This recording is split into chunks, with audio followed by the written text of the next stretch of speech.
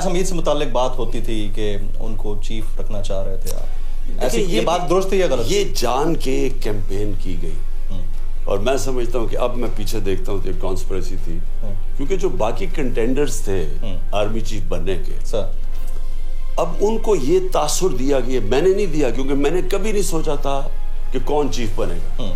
ये तो कंट्रोवर्सी शुरू हो गई यानी पिछली जून से।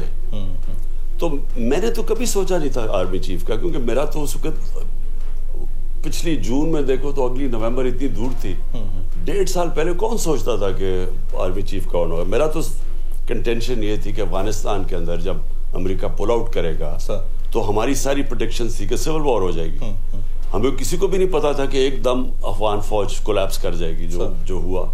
तो हमने कहा अगर सिविल वॉर होती है तो मेरी कोशिश ये थी कि जो हमारा सबसे बेहतरीन एक्सपीरियंस्ड इंटेलिजेंस चीफ है उसको होना चाहिए, क्योंकि उसके सारे ताल्लुकात थे जनरल फैज के सारे अफगानिस्तान में तालिबान से नेगोशिएट अमेरिका के बिहाफ के साथ ये करते थे, और उसके अलावा जो सेंट्रल एशियन रिपब्लिक से इर्द गिर्द थी सबके ताल्लुकात डेवलप हुए थे। तो इसलिए मैं चाह रहा था, और मैंने कभी नहीं कहा कि मेरा आर्मी चीफ होना चाहिए। राइट।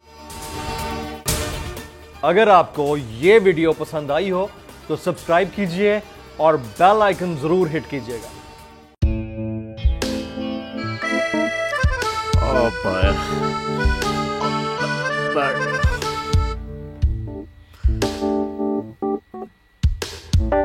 इंतशार से निकलने का वाहिद हल इंतखाबात है।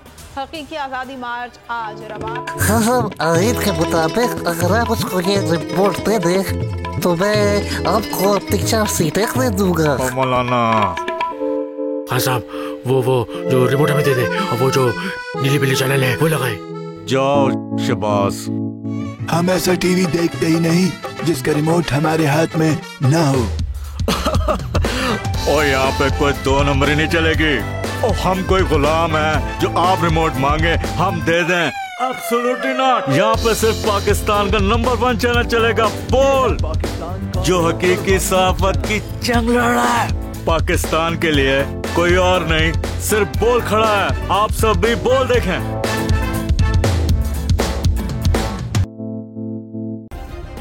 सब्सक्राइब करें और बेल दबाएं ताकि कोई खबर रह न जाए।